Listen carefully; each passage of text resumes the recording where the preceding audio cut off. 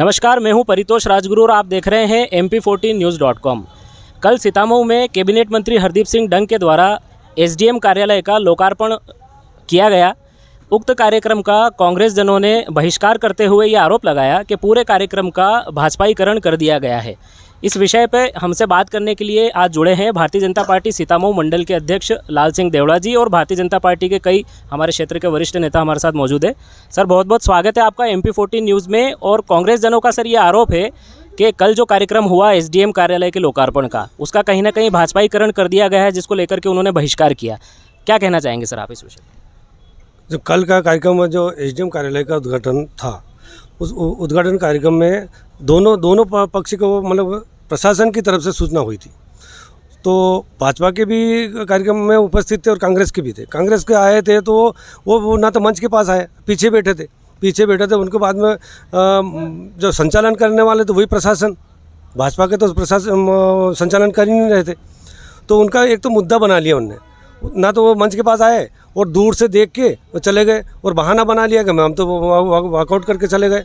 ऐसा नहीं है। और वो कांग्रेस वाले भारतीय जनता पार्टी के विकास को देखते हुए उन्हें मतलब विकास जो बौखलाए हुए वो नौटंकी नाटक कर रहे हो।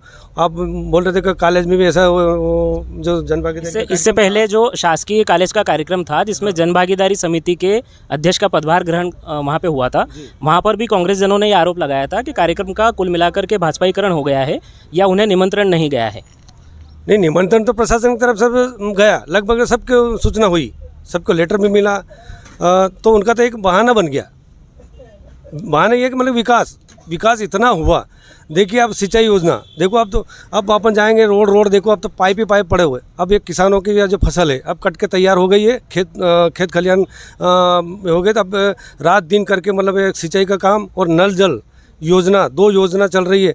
सबसे ज़्यादा हमारा सुहासरा विधानसभा 2 सेक्टर में लगभग अभी लोकार्पण होगा और भूमि पूजन, दोनों अभी कार्यक्रम शायद अप्रैल में हमारे माननीय मुख्यमंत्री जी के कर कमलों द्वारा अब उनका लोकार्पण और ये भूमि पूजन होगा। तो इतनी बड़ी योजना हमारे सुहासरा विधानसभा में जो माननीय हमारे कैबिनेट मंत्री हरदीप सिंह डंग के द्वारा इतनी बड़ी योजना और इतने पैसे और इतना विकास हुआ कि मतलब अपनी कल्पना नहीं कर सकते। और आने वाला दिन अगर एक और योजना आई है लाडली बहना का, हमारे सभी कार्यकर्ता लगे हुए हर सेक्टर पे, हर पंचायत में जा रहे हैं। लाडली बहना की योजना के लेकर हम सतत जागरूक हैं। हमारे कार्यकर्ता दिन रात लगे हुए हैं और प्रशासन की तरफ से भी अच्छा काम योजना के बारे में चल रहा है। 15 महीने की सरकार अपन देखें, उसमें संबल योजना जो चल रही थी, ये देखिए अब विवाह सहायता और ये अपने 5,000 रुपये का अंत्येष्टि, ये योजना संबल योजना बंद कर दी थी।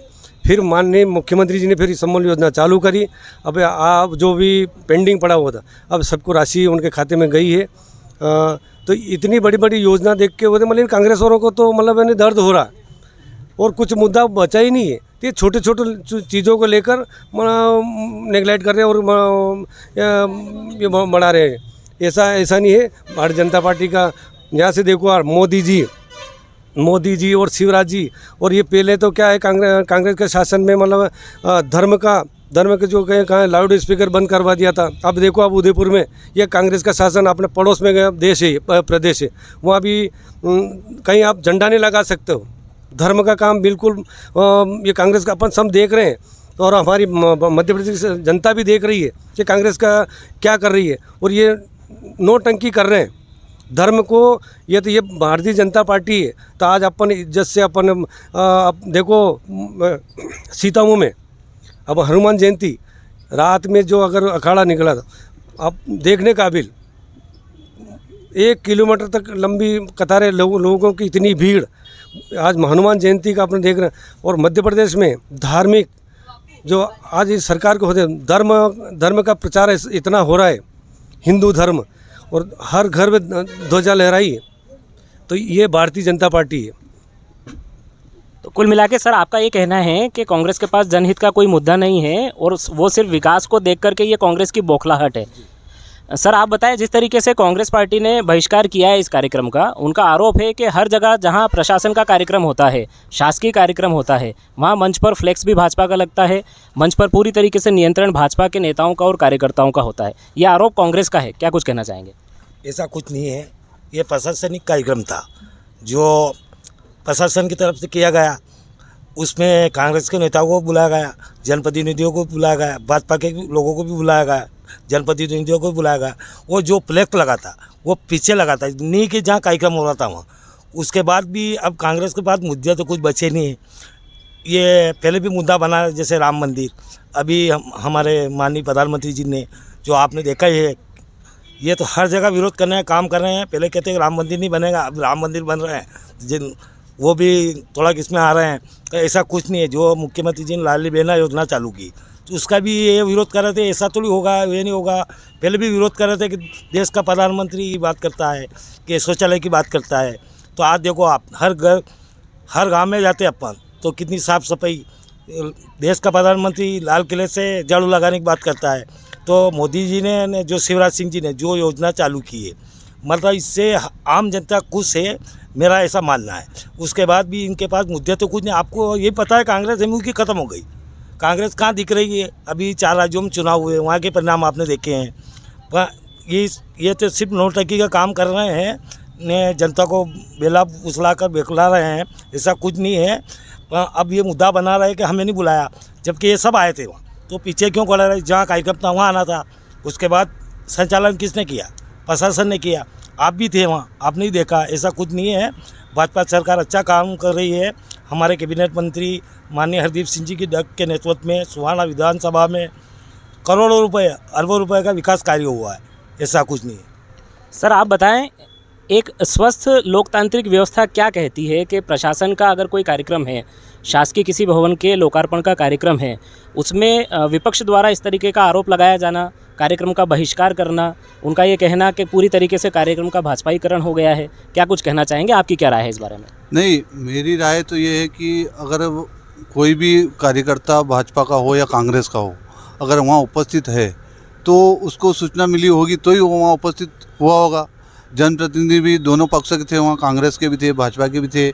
लेकिन कुछ कांग्रेस के कार्यकर्ता सोची समझी रणनीति बना के और भाजपा के जो विकास की जो गति है वो, और भाजपा के जो शिवराज सिंह, माननीय मुख्यमंत्री शिवराज सिंह जी के जो हितग्राही मूलक काम, जनहित के काम जो है, उनको देख के माननीय कैबिनेट मंत्री हरदीप सिंह डंग दिन रात एक करके पूरी विधानसभा, एक पाँव उनका भोपाल में रहता है तो एक पाँव उनकी विधानसभा में रहता है। ऐसे ऊर्जावान नेता को देख के कांग्रेस पूरी तरह से बौखला गई है, जबकि ये पूरी तरह से शासकीय कार्यक्रम था।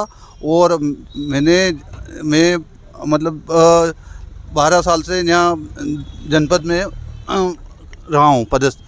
तो मैंने अधिकारी कर्मचारियों से भी चर्चा करी थी। उन्होंने कहा कि हमने सबसे पहले कांग्रेस वालों को सूचना दी थी, उसके बाद धीरे धीरे भाजपा वालों को दी।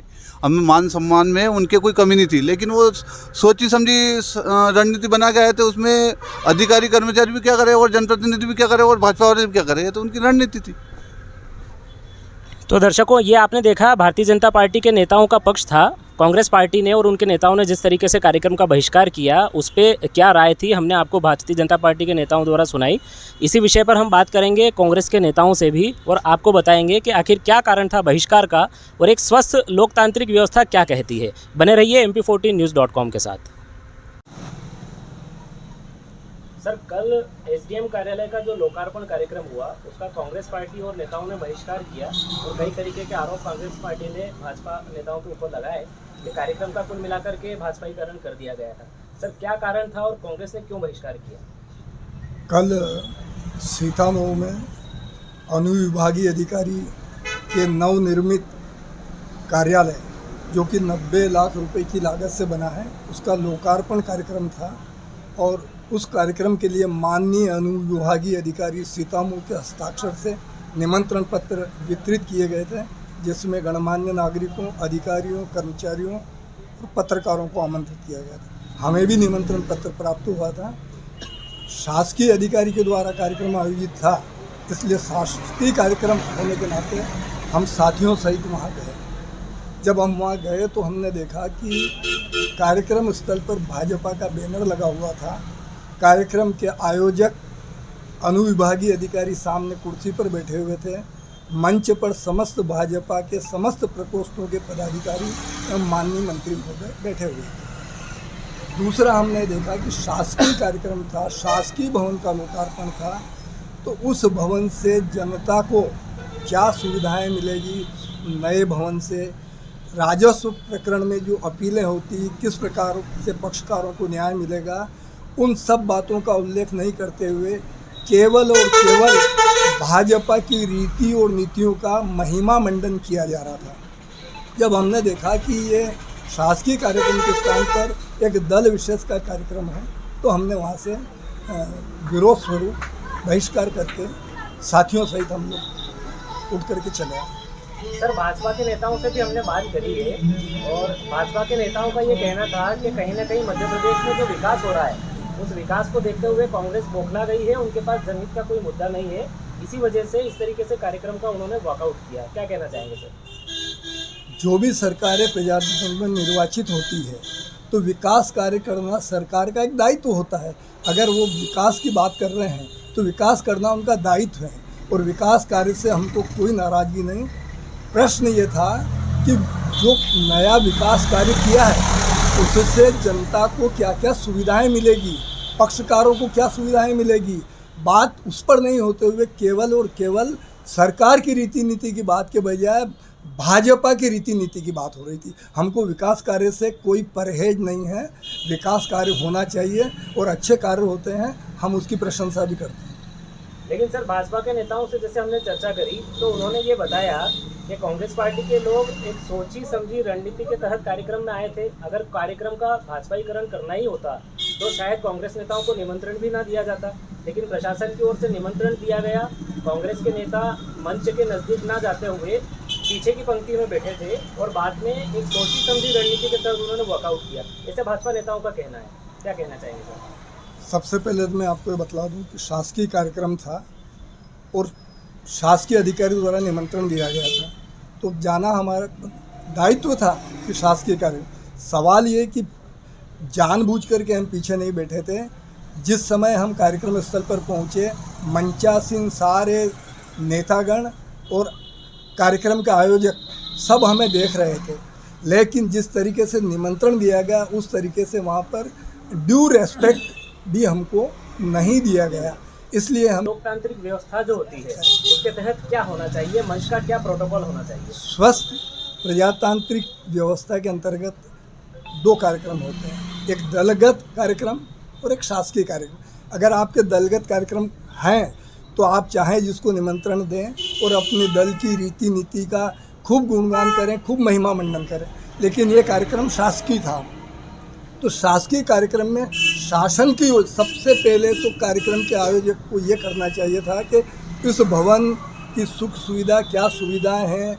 ये पहले एक कैंपस में तहसील की बिल्डिंग में लगता था, वहाँ पक्षकारों को कितनी परेशानी होती थी। नए भवन में पक्षकारों को क्या सुविधाएं मिलेगी, त्वरित न्याय मिलेगा और एसडीएम कार्यालय के द्वारा कौन कौन सी जन कल्याणकारी योजनाओं का लाभ नागरिकों को दिया जाता है, उनका अगर वहाँ पर बतलाया जाता, उनकी अभिव्यक्ति की जाती, तो लगता कि ये शासकीय कार्यक्रम है। लेकिन ऐसा हुआ। प्रश्न यह है कि हमें आमंत्रित किया गया था, हमें शासकीय अधिकारी ने आमंत्रित किया था, लेकिन नगर में ये भी चर्चा है कि कहीं भाजपा के लोगों को भी आमंत्रित नहीं किया गया था। तो हो सकता है कि उनको नहीं बुलाया और हमें बुलाया, तो ये भी कहीं टीस हो।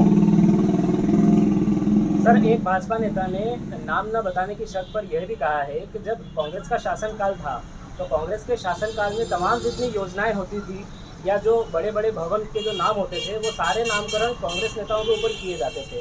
तो किस प्रकार से फिर कांग्रेस पार्टी एक स्वस्थ लोकतंत्र की यहाँ पे दुहाई देती है? मैं आपकी बात से सहमत हूँ।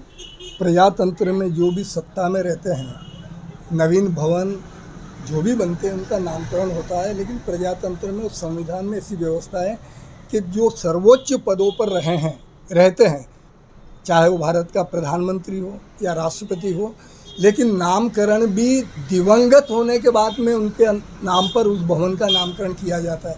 यहाँ तो देखने में आ रहा है कि जीवित होते हुए ही नमो नमो, और सीतामऊ में एक उद्यान का नाम रख दिया गया नमो उद्यान, और पता नहीं क्या क्या। तो ये आज तक कहीं नहीं हुआ। प्रजातंत्र में जीवित व्यक्ति के नाम पर कहीं नामकरण नहीं होता है, जो आजकल देखने में आ रहा है। सर बहुत बहुत धन्यवाद MP14 न्यूज़ से बात करने के लिए और इस पूरे मुद्दे पर अपनी बेबाक राय रखने के लिए।